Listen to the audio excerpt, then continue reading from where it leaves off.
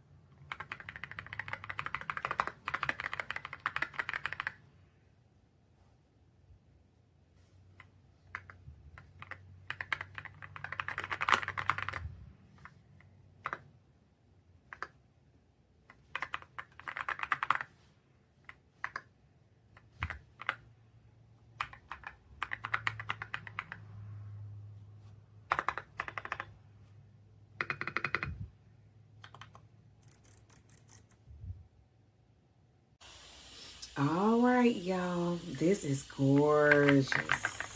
Yes, it is. You hear that? If you like the clicking sounds, and this is for you, I have mine plugged up to my cord with my keyboard. The lighting did go off, but as soon as you touch the keyboard again, it will come back on. It is customizable. There's a QR code that you can absolutely scan, and you can customize these colors to your liking.